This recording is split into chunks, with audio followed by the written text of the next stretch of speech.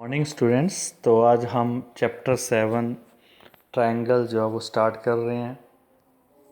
So triangle, a closed figure formed by three intersecting lines is called a triangle. A triangle has three sides, three angles and three vertices. Congruence of triangles. Two figures are said to be congruent if they are of same shape and same size. Two triangles are congruent if the sides and angles of one triangle are equal to the corresponding sides and angles of the other triangle. If triangle PQR is congruent to triangle ABC, we write triangle PQR congruent to triangle ABC. So triangle P Q R और triangle A B C के corresponding part दिखाए हुए आगे।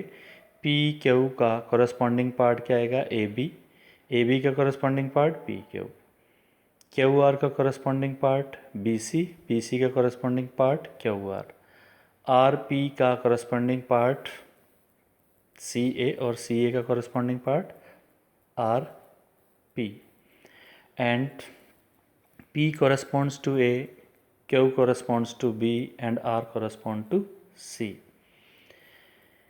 In congruent triangles, corresponding parts are equal. ये आपको पहले पता है कि congruent triangle जो होते हैं उनके corresponding parts जो क्या होते हैं? Equal होते हैं. We write in short CPCT for corresponding parts of congruent triangle. तो CPCT की फुल फॉर्म क्या थी? Corresponding parts of congruent triangle जो हमेशा हम क्या होते हैं? Equal. Criteria for congruence of triangles. सबसे पहले SAS कॉन्ग्रुएंस रूल। ये सारे रूल जो है वो ऑलरेडी आपने किए हुए हैं। So SAS congruence rule, two triangles are congruent if two sides and the included angle of one triangle are equal to the sides and the included angle of the other triangle. So example, in figure OA is equal to OB and OD is equal to OC show that first part triangle AOD is congruent to triangle BOC and second part AD is parallel to BC. So solution, in triangle AOD and triangle BOC OA is equal to OB, ये given है हमें। Angle AOD is equal to angle BOC, ये दोनों angle equal हैं क्योंकि ये दोनों angle कौन से हैं? Vertically opposite angles. OD is equal to OC, ये भी हमें गिवन है। So by SAS congruence rule, triangle AOD is congruent to triangle BOC। Second part, in triangle A, हमने फर्स्ट पार्ट में प्रूव किया है कि triangle AOD is congruent to triangle BOC, therefore कि angle OAD is equal to angle OBC, angle OAD is equal to angle OBC, किससे? By CPCT। कि अगर ये दोनों ट्रायंगल कॉन्ग्रुएंट हैं तो इनके ये दोनों एंगल क्या आएंगे? इक्वल आएंगे। किससे? बाई CPCT से। So since alternate interior angles are equal, ये दोनों एंगल जो हैं कौन से एंगल हैं? अल्टरनेट इंटीरियर एंगल हैं।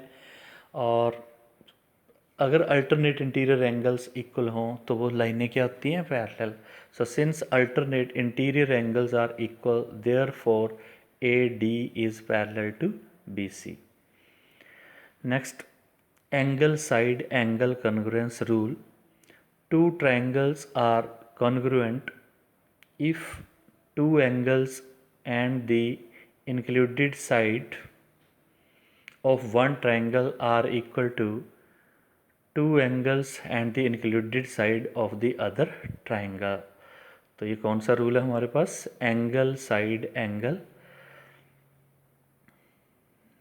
Next, 2 triangles are congruent if any 2 pairs of angles and 1 pair of corresponding sides are equal.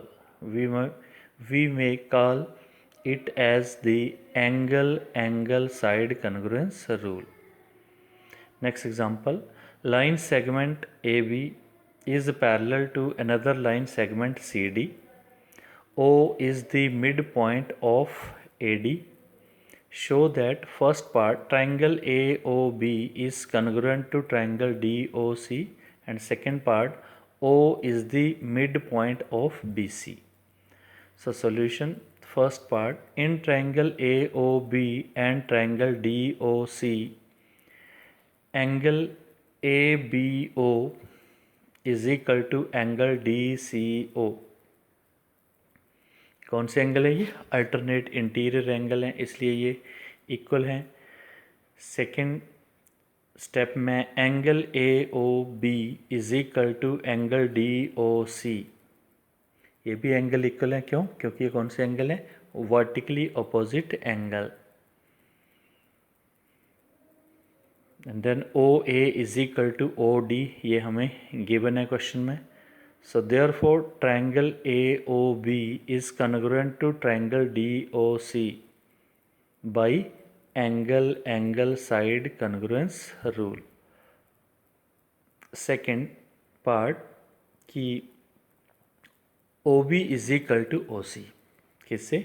by CPCT, क्योंकि ट्रायंगल AOB और ट्रायंगल DOC दोनों कन्ग्रुएंट हैं, तो OB किसके इक्वल आएगा? OC के by CPCT। अगर OB OC के इक्वल है सो O is the mid point of BC। तो यही हमें प्रूव करना था कि O is the mid point of BC second part के लिए। Thank you.